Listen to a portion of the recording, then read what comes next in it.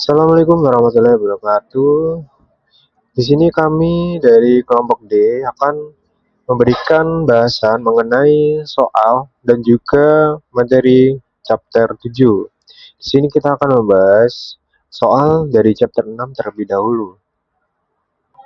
Sebelum masuk pada pembahasan, perkenalkan anggota kelompok kami dengan saya sendiri Tentara Mas Syarian dengan NPM 107. Kemudian ada Jaki Mubarok NPM 125, Juriah Nirwana dengan NPM 261, Evelyn Putri dengan NPM 320, dan Syakira Naskar dengan NPM 390. Baik, sekarang saya akan menjelaskan soal mengenai penjualan downstream atas aset non-depresiasi. Nah, downstream ini artinya kan transaksi yang terjadi dari perusahaan induk atau POP ke perusahaan anak atau SON. Nah, sedangkan aset non-depresiasi yang dimaksud ini adalah tanah, yaitu aset yang tidak disusutkan. Nah, dalam soal ini atau kasus ini, POP ini menjual tanah ke SON dengan harga lebih tinggi dari harga perolehannya sehingga muncul keuntungan sebesar 20.000. Namun karena tanah tersebut masih dimiliki oleh SON sampai akhir periode, maka dari sudut pandang grup, keuntungan tersebut belum benar-benar terjadi sehingga disebut unrealized profit dan juga harus dieliminasi. Nah, selanjutnya untuk jawabannya yang nomor 1 yaitu jurnal POP. POP ini mengakui bagian laba dari SON sebesar 90% dari 140.000, yaitu jadinya 126.000. Jadi hasilnya itu adalah investment in SON di debit dan income from SON di kredit. Itu untuk jurnalnya, akun jurnal. Kemudian karena terdapat laba yang belum terrealisasi sebesar 20.000, maka kita harus lakukan penyesuaian. Jadi hasilnya adalah income from SON di debit dan juga investment in SON di kredit sebesar 20.000 untuk jurnal yang nomor 1. Nah, selanjutnya jawaban nomor 2 yaitu jurnal eliminasi pada saat konsolidasi. Keuntungan dari penjualan tanah harus dihilangkan dengan jurnal gain on sale of land di debit dan juga land di kredit sebesar 20.000. Nah, ini apa sih tujuannya? Ini tujuannya supaya labanya itu tidak overstate dan juga nilai tanah kembali ke harga perolehan awal dalam sebuah laporan konsolidasi. Jadi di sini saya akan menjelaskan tentang konsolidasi work paper pada tahun 2016. Jadi yang pertama itu ada income statement. Nah, di sini sales itu punya POP itu sebesar 760, SAN 440 dan konsolidasinya 1.200. Jadi artinya tuh penjualan dua perusahaan ini tuh dijumlahkan 760 ditambah 440 hasilnya 1.200.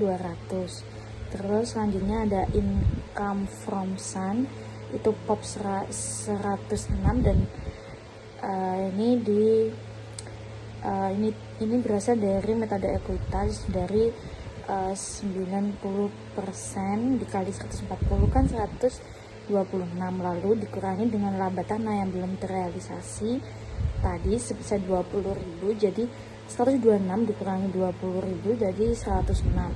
Nah, ini dimasukkan ke dalam income from SUN pada POP jadi 106. Nah, karena dalam konsolidasi akun ini itu tidak boleh ada, maka dieliminasi pada kredit sebesar 106. Terus yang selanjutnya ada gain on sale of lands. Nah, jadi POP ini mencatat laba jual tanah sebesar 20. Nah, karena jual perusahaan sendiri SUN dan tanah itu masih dalam grup, maka laba ini belum terrealisasikan. Jadi dieliminasi pada kredit sebesar 20. Selanjutnya ada expense. Ini POP itu sebesar 600 dan SUN itu sebesar 300. Nah, ini total beban ini dikonsolidasi. Jadi 600 ditambah 300 sama dengan 900. Selanjutnya ada non controlling interest. Nah, karena pop itu hanya mempunyai 90%, maka 10% dari laba Sun itu milik pihak luar atau pihak ketiga. Nah, jadi 10% dikali 140 itu sama dengan 14. Nah, jadi masuk sebagai pengurangan laba konsolidasi. Kita masukkan kepada debit. Selanjutnya ada controlling net income. Jadi laba untuk pemilik yaitu pop itu popnya 286 itu didapat dari 300 dikurangi 14 sama dengan 286. Itu dikonsolidasi. Nah, yang kedua itu ada retained earning atau RE. Nah, di sini yang pertama itu ada RE punya pop itu sebesar 401. Terus ini dikonsolidasikan 414 ding. Jadi RE pop itu sebesar 414, ini dikonsolidasikan juga sebesar 414. Terus selanjutnya ada RE punya Son itu sebesar 200. Nah, saldo laba anak itu kan tidak masuk langsung, jadi harus dieliminasikan di debit sebesar 200 juga. Terus selanjutnya ada ending RE. Terus yang pertama itu ada add net income itu pop sebesar 286 dan SAS sebesar 140, dan ini dikonsolidasikan sebesar 286. Nah, terus ending RE nya itu pop itu 700 dan Sun itu 340. Nah, konsolidasinya 700 itu dari mana? Itu dari 414 konsolidasi 414 RE pop ditambah dengan 286 RE Sun. Terus selanjutnya yang ketiga ada balance sheet. Yang pertama ada current asset. Nah, ini pop sebesar 954 dan Sun sebesar 700. Nah, ini dikonsolidasikan sebesar 1654. Ini didapat dari penjumlahan antara current asetnya pop dan Sun. Terus yang kedua ada land. Nah, jadi pop itu mencatat tanah itu sebesar 100. Nah, ini tuh harus dikurangi laba yang belum terrealisasi yang tadi sebesar 20. Nah, jadi 100 dikurangi 20 kan 80. Jadi konsolidasi tanahnya itu 80 dan laba yang belum terrealisasi itu 20 dimasukkan ke eliminasi kredit. Terus selanjutnya ada investment in Sun. Jadi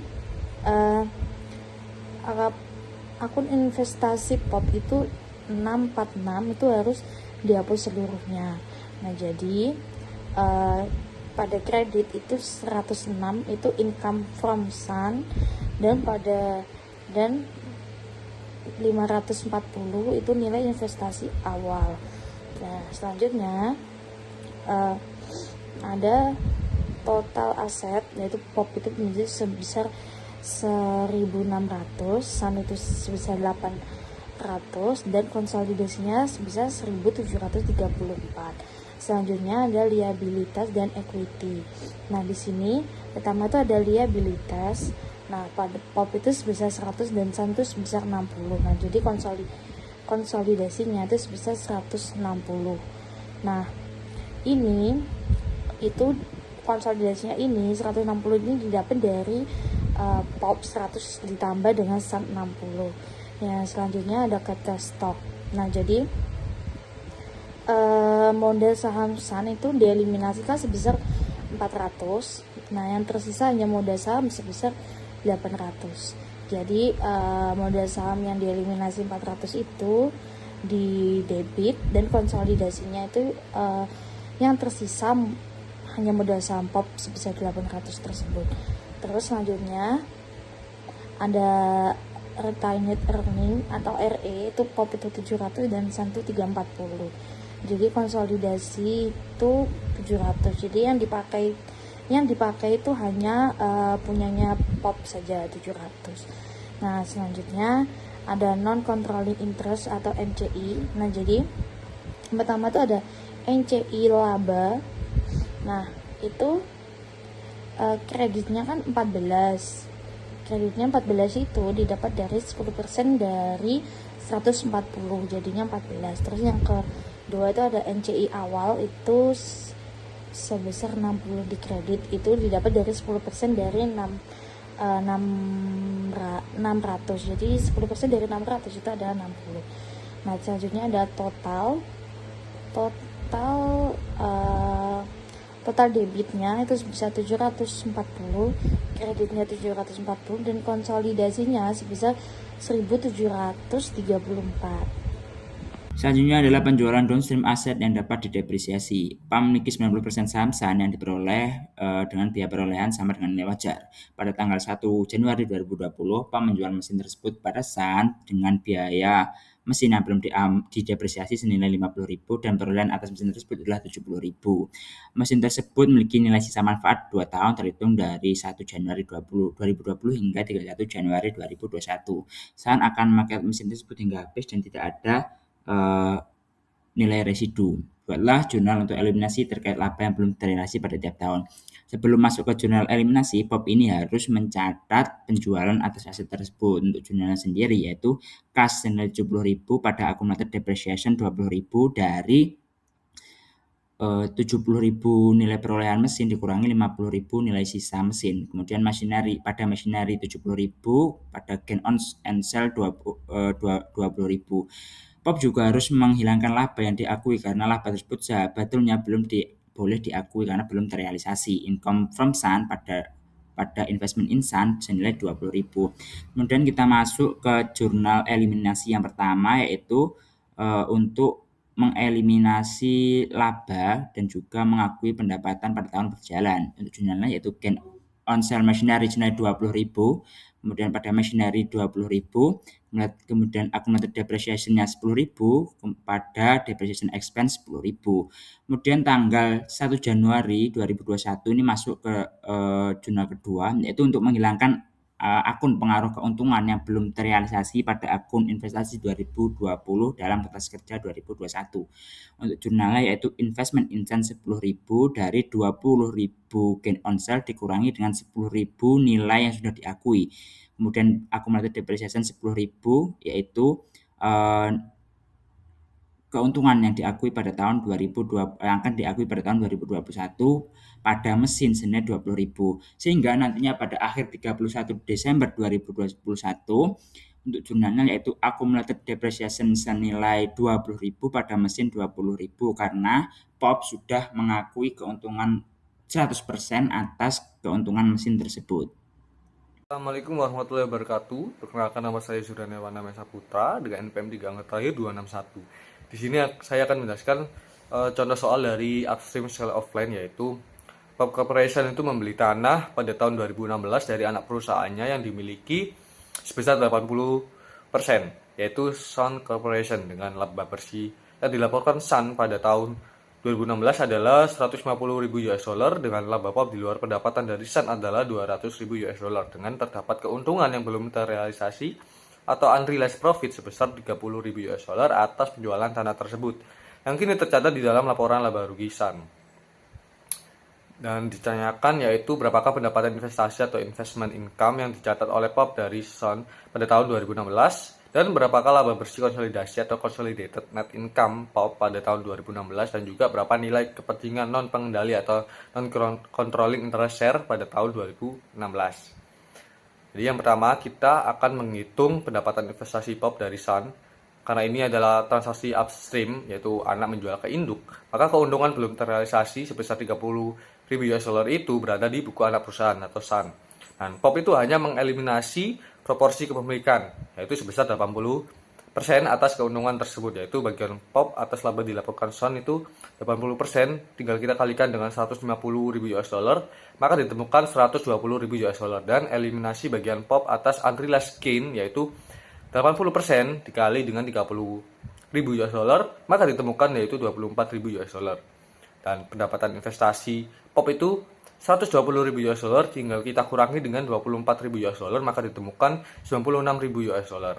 Nah, angka 96.000 US dollar ini juga setara dengan 80% dari laba Sun yang sudah terrealisasi secara konsolidasi. Terus kita akan menghitung laba bersih konsolidasi. Dan laba bersih konsolidasi adalah gabungan dari laba terpisah induk perusahaan ditambah dengan pendapatan investasi dari anak perusahaan yang telah disesuaikan, yaitu laba terpisah POP itu sebesar 200.000 US dollar yang diketahui di dalam soal, dan pendapatan investasi dari Sun adalah 96.000 US dollar. Dan laba bersih konsolidasi yaitu tinggal kita tambahkan saja dan ditemukan 296.000 US dollar. Selanjutnya kita akan menghitung kepentingan non-pengendali atau non-controlling interest share, yaitu dengan pemegang saham minoritas dengan sisa kepemilikan 20%, itu juga harus ikut menanggung dieliminasi atas keuntungan tanah yang belum terrealisasi karena sumber keuntungan tersebut berasal dari buku anak perusahaan, yaitu laba Sun itu yang dilaporkan kan sebesar 150.000 US dollar. Itu tinggal kita kurangi dengan keuntungan tanah yang belum terrealisasi, yaitu 30.000 US dollar, dan laba Sun yang terrealisasi secara konsolidasi itu sebesar 120.000 US dollar. Maka kepentingan non pengendalinya yaitu 20%, tinggal kita kalikan dengan laba Sun yang terrealisasi secara konsolidasi yaitu sebesar 120.000 US dollar, maka kita temukan yaitu 24.000 US dollar.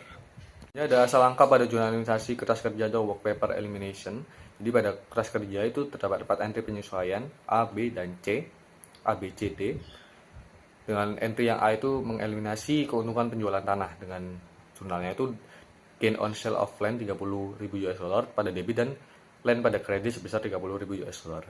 Jadi tanah itu harus disajikan sebesar biaya historisnya bagi entitas konsolidasi. Jadi total unrealized profit adalah 30.000 US dollar, maka seluruh nilai tersebut 100% harus dihapus dari laporan laba rugi dan nilai aset tanah dikurangi. Selanjutnya ada entry B yaitu eliminasi pendapatan investasi, dengan jurnalnya itu income from Sun di debit sebesar 56.000 US dollar dan investment in Sun sebesar 96.000 US dollar di kredit.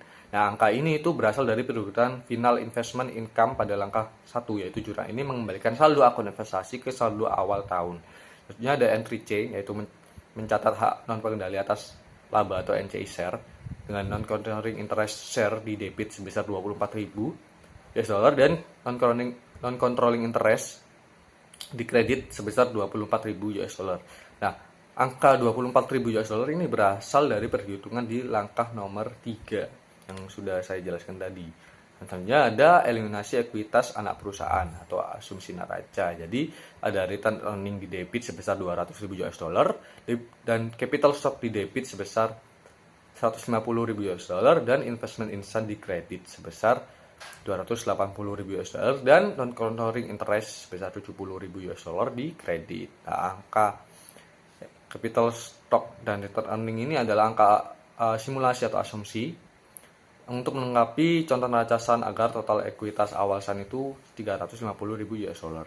Maka kredit di akun investasi itu berasal dari kepemilikan POP yaitu 80% dikali dengan 350, maka ditemukan 280.000 US dollar, dan kredit ke NCI awal itu berasal dari porsi kepemilikan minoritas yaitu 20.000 US dollar, 20% dari 350.000 US dollar, maka ditemukan dengan 70.000 US dollar. Selanjutnya ada year subsequent atau jurnal untuk tahun-tahun berikutnya.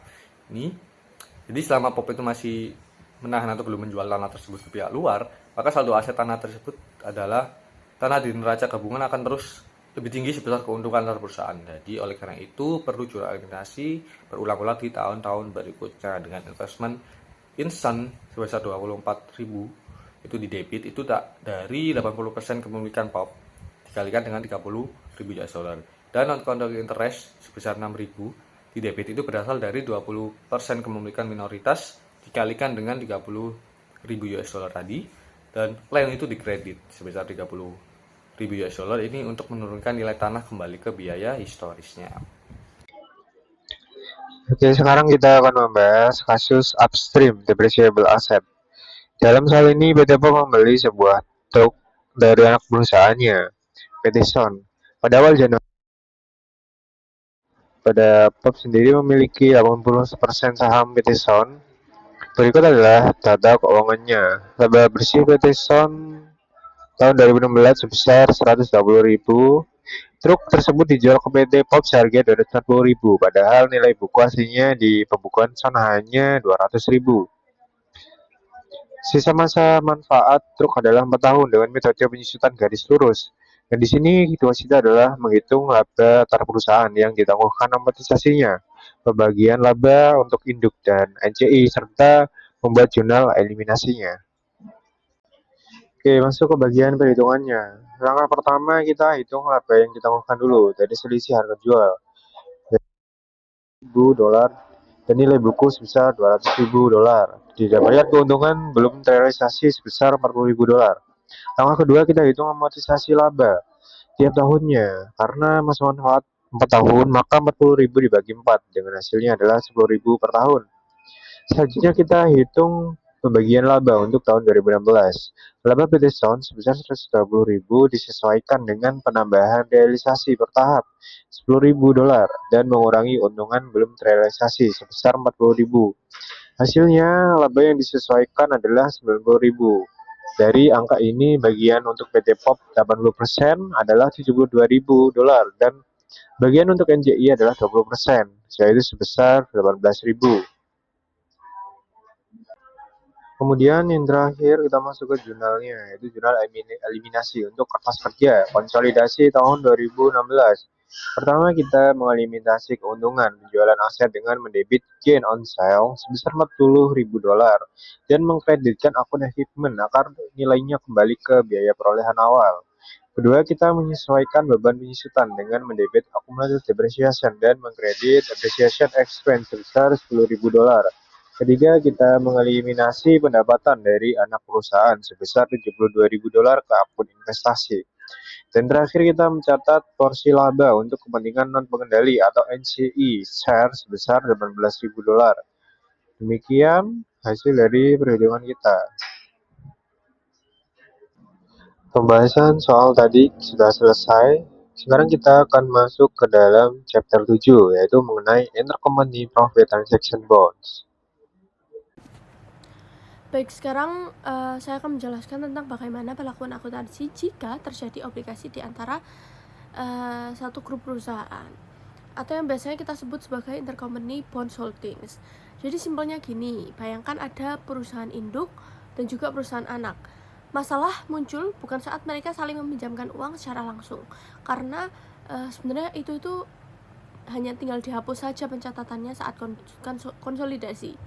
Tapi masalahnya yang menarik itu adalah ketika salah satu perusahaan membeli obligasi obligasi afiliasinya dari pihak luar atau pasar modal lain. Nah, kan secara hukum obligasi itu memang masih ada, tapi dari kacamata konsolidasi sebagai satu kesatuan ekonomi ini tuh dianggap sebagai pelunasan konstruktif. Yang artinya apa? Anggap saja perusahaan membeli kembali utang sendiri dari publik. Nah, karena utangnya sudah pulang ke rumah, maka dalam laporan konsolidasi, obligasi ini harus dianggap sudah lunas atau tidak boleh muncul lagi sebagai utang ke pihak luar. Nah, selanjutnya di sini, lalu apa sih dampak secara angka yang muncul? Nah, di sini ada istilah konstruktif gain or loss atau keuntungan atau kerugian konstruktif. Nah, kenapa bisa ada untung atau rugi? Karena harga yang kita bayar di pasar modal seringkali itu berbeda nih dengan nilai yang tercatat di buku atau book value. Nah, perusahaan menerbitkan obligasi tersebut. Jadi, kalau di logika itu seperti ini. Kalau kita misal berhasil membeli obligasi, kita di harga pasar yang lebih murah daripada nilai buku utang kita, maka perusahaan secara grup mendapatkan gain ataupun keuntungan. Nah, kita melunasi utang besar dengan harga yang bisa lebih kecil. Nah, sebaliknya kalau misal harga pasarnya itu lagi mahal dan juga kita beli di atas nilai buku, maka kita itu mengalami loss atau kerugian. Nah, satu hal lagi, keuntungan atau kerugian ini hanya munculnya tuh di laporan konsolidasi. Di buku harian atau buku besar masing-masing perusahaan induk, mereka itu tidak mencatat untung atau rugi. Mereka tetap mencatatnya sebagai investasi atau utang biasa sampai nanti jatuh tempo. Tapi bagi kita yang menyusun laporan konsolidasi, selisih itu harus diakui terlebih dahulu sebagai laba atau rugi pada tahun pembelian tersebut. Jadi prosedur ini tuh memastikan bahwa kerugian gabungan mencerminkan kondisi ekonomi yang sebenarnya, yaitu utang tersebut sudah tidak ada lagi bagi pihak eksternal. Baik, selanjutnya adalah subsidiary acquisition of parent bonds. Langsung saja ke contohnya. Sun Corporation adalah entitas anak yang dimiliki 80% oleh Pop Corporation. Nah, dan Pop menerbitkan obligasi sebesar 2 juta dengan bunga 10% dan jangka waktu 10 tahun pada nilai pari kepada publik pada 30 Desember 2015. Kemudian pada 31 Desember 2016, Sun membeli obligasi tersebut sebesar 200.000 dengan harga pasar 209.000. Pembelian oleh Sun ini akan mengakibatkan penghentian konstruktif obligasi Pop sebesar 200.000 dan kerugian konstruktif sebesar 9.000.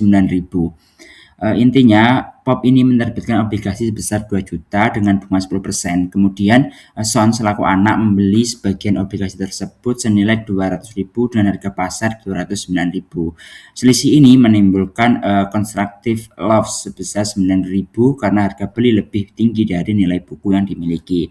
Karena Pop adalah penerbit obligasi, maka seluruh kerugian konstruktif ini dibebankan kepada Pop. Dalam metode ekuitas, Pop perlu menyesuaikan pendapatan investasinya dengan mengurangi sebesar 9.000 agar mencerminkan bagian laba konsolidasi yang sebenarnya. Untuk mengakui kerugian ini, jurnalnya adalah income from Sun sebesar 9.000 dan investasi in Sun sebesar 9.000. Kemudian untuk menghapus akun investasi obligasi dan utang obligasi yang saling berhubungan, jurnalnya adalah loss on constructive retirement of bonds sebesar 9.000, kemudian 10% bond payable senilai 200.000 pada investment in bond sebesar 209.000. Kemudian adalah kebalikan dari sebelumnya, yaitu parent acquisition of subsidiary bonds. Diasumsikan bahwa Sun menjual obligasi sebesar 2 juta dengan bunga 10% dan jangka waktu 10 tahun pada publik pada nilai pari tanggal 30 Desember 2015. Kemudian Pop membeli obligasi tersebut sebesar 200.000 dengan harga 209 pada 31 Desember 2016 di pasar terbuka. Pada kasus ini, entitas induk yaitu Pop membeli obligasi yang diterbitkan oleh anaknya yaitu perusahaan Sun. Transaksi ini akan menimbulkan constructive retirement sebesar 200 dan kerugian konstruktif sebesar 9.000 karena harga beli lebih tinggi dari nilai buku yang tercatat. Namun berbeda dengan kasus sebelumnya, karena yang menerbitkan obligasi adalah anak perusahaan, maka transaksi ini termasuk upstream transaction. Akibatnya, kerugian harus dibagi dua antara pihak NCI dan juga perusahaan induk. Pop hanya boleh mengakui 80% dari kerugiannya, yaitu sebesar 7.200. Dari 80% dikali dengan 9.000, maka hasilnya adalah 7.200. Kemudian sedangkan sisanya 1.800 merupakan bagian dari NCI. Untuk jurnalnya sendiri sama seperti yang tadi, yaitu income from Sun berkurang 7.200 pada investment in Sun 7.200.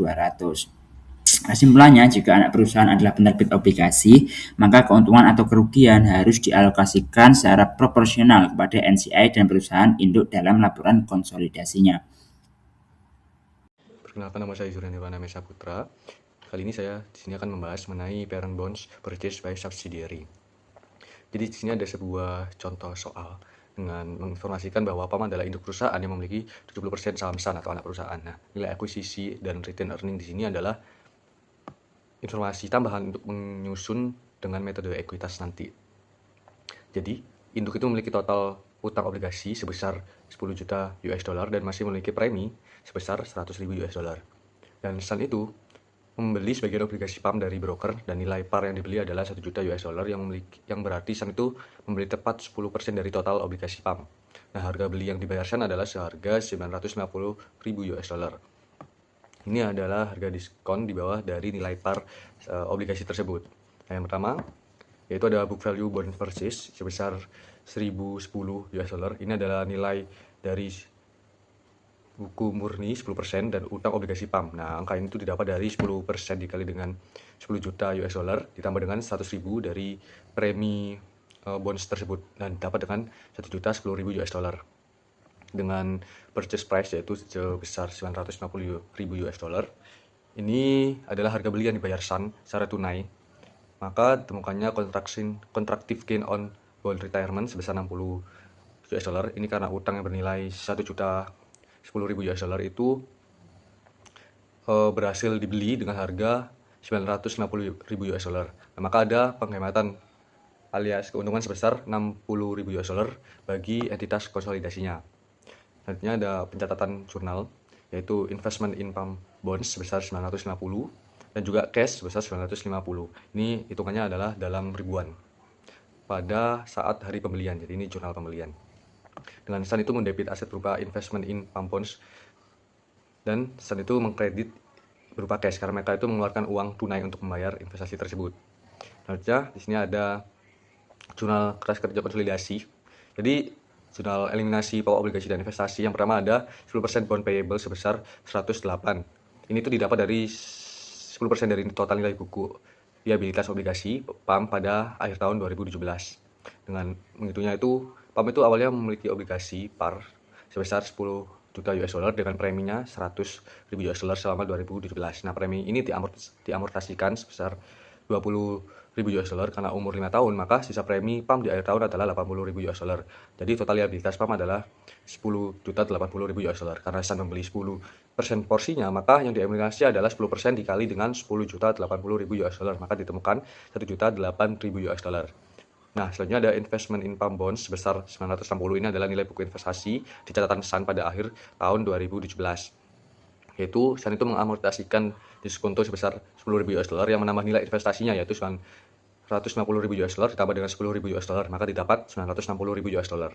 Selanjutnya ada gain on retirement on of bonds sebesar 48. Ini adalah sisa keuntungan konstruktif yang belum direalisasikan secara bertahap pada akhir 2017, yaitu dengan 60.000 US dollar selama 2017, 12.000 US dollar itu sudah diakui melalui selisih bunga. Nah, jadi sehingga sisanya itu tinggal 48.000 US dollar, yaitu 60.000 dikurangi dengan 12.000. Nah, jurnal eliminasi yang selanjutnya yaitu pendapatan dan beban bunga.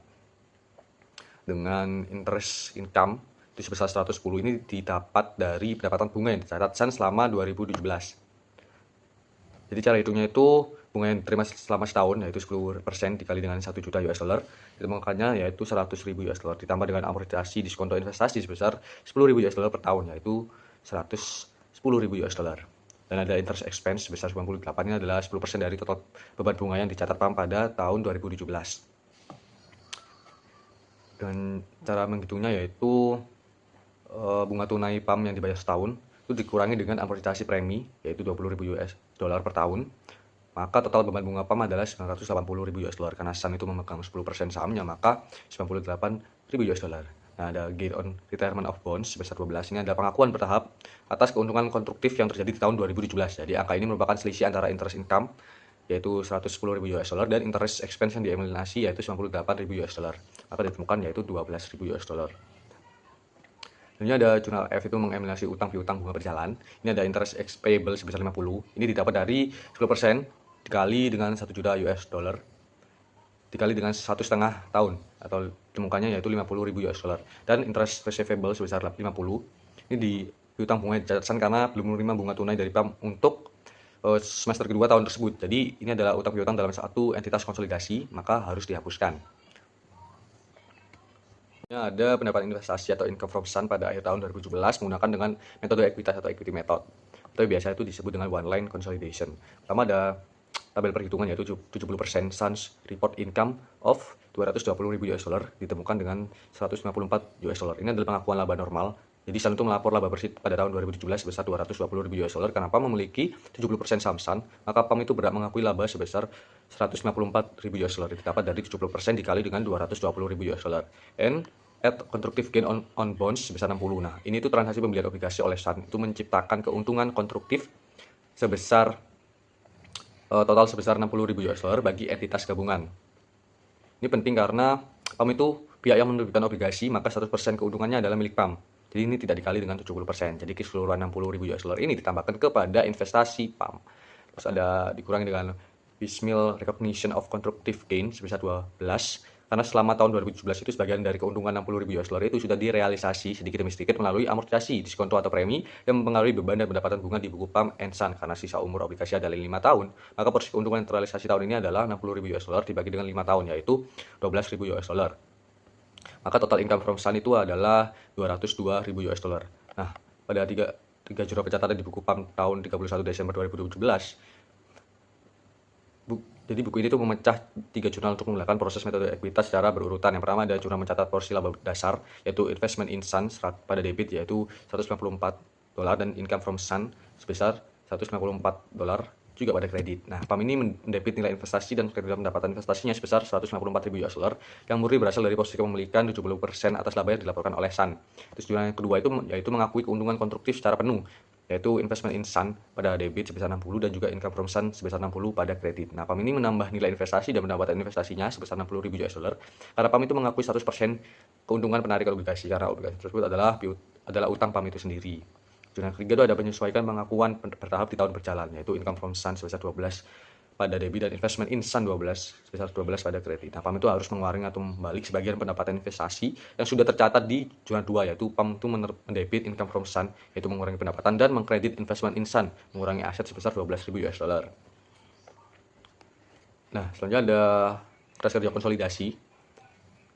Jadi bagian laporan laba rugi atau income statement ada income from Sun di buku PAM angka 202 ini dieliminasi lewat jurnal C agar laba anak itu tidak dihitung 2 kali. Jadi hasil konsolidasinya menjadi 0 atau kosong. Lalu ada gain on retirement of bond. Nah, di buku PAM and Sun ini akun awalnya tidak ada lewat jurnal A yaitu kredit 48 dan jurnal B dengan kredit 12. Nah, akun ini dimunculkan karena laporan konsolidasi ini menampilkan keuntungan utuh sebesar 60.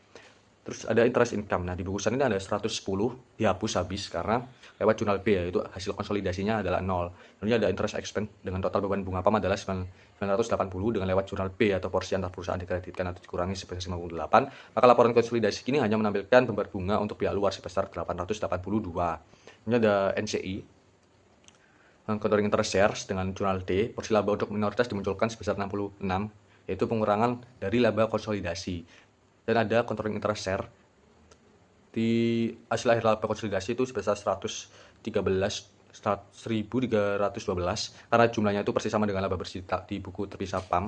Ini itu membuktikan bahwa perhitungan metode ekuitas PAM itu sudah benar. Nah, pada bagian laporan saldo laba atau return earning statement terdapat return earning Sun dengan saldo awal Sun itu sebesar 4.000 dieliminasi lewat jurnal E yaitu laporan konsolidasi itu hanya boleh menampilkan satu laba milik induk atau PAM. Nah, nilai akhir saldo laba konsolidasi sebesar 6.212 ini terbawa turun dari perhitungan laba di atas dan nilainya itu sama dengan buku PAM.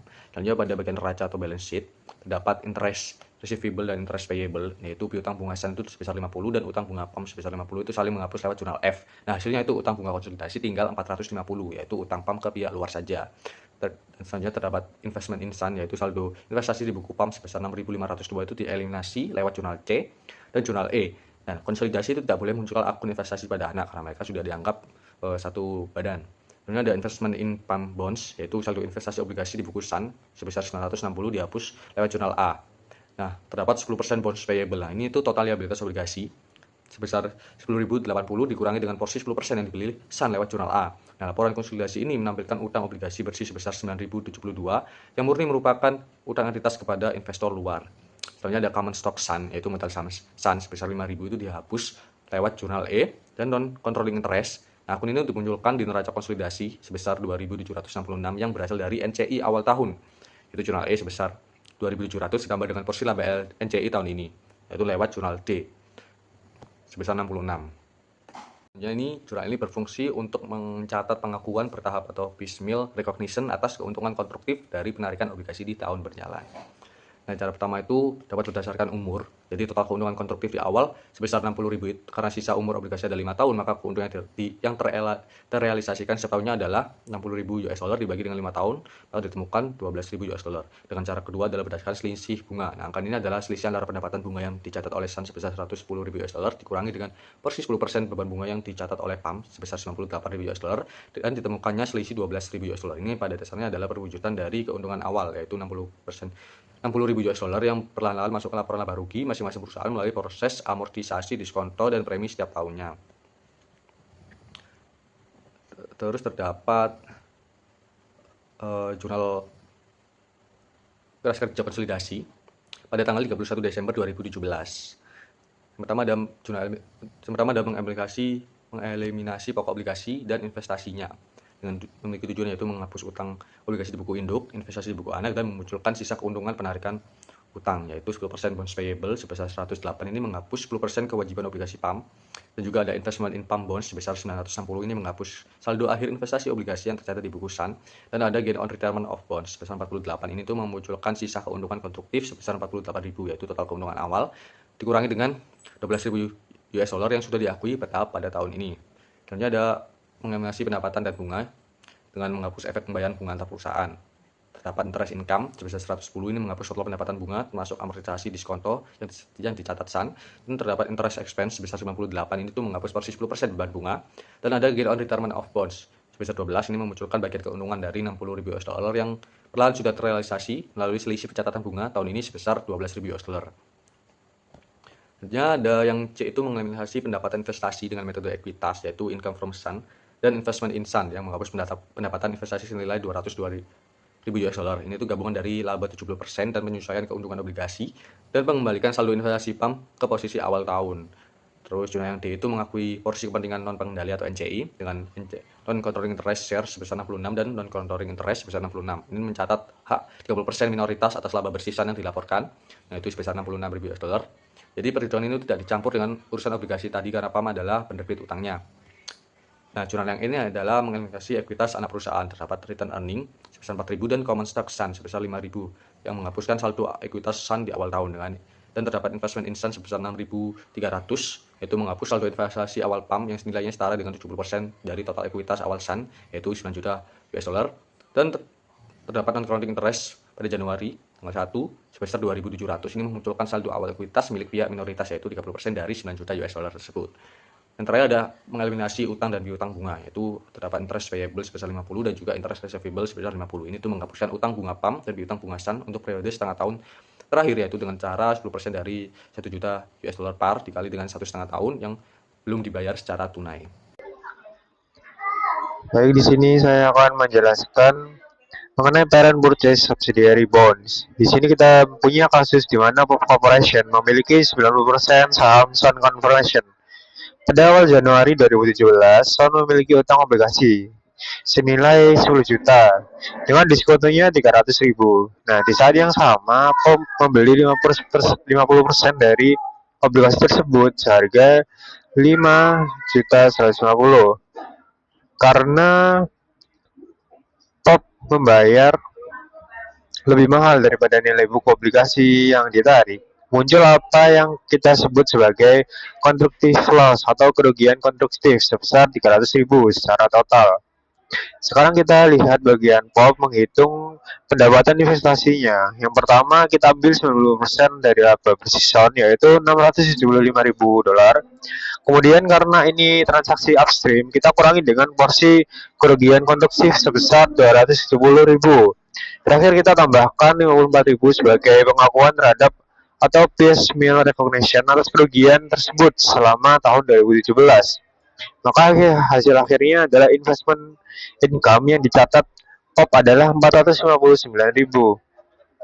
Untuk mencatat hal tersebut, Pop membuat 3 jurnal utama di bagian tahun 2017. Yang pertama di sini bisa dilihat ada jurnal pertama untuk mencatat porsi laba dasar dari Sun. Ini jurnalnya. Kemudian jurnal kedua untuk menyesuaikan kerugian konstruktif atas penarikan obligasi. Dan jurnal yang ketiga yaitu untuk mengakui realisasi bertahap dari kerugian tersebut. Kemudian pada selanjutnya per 31 Desember 2017, akun investment in Sun milik Pop menunjukkan saldo sebesar 10.584.000. Angka ini merupakan akumulasi dari saldo awal ditambah dengan pendapatan investasi yang sudah kita hitung tadi.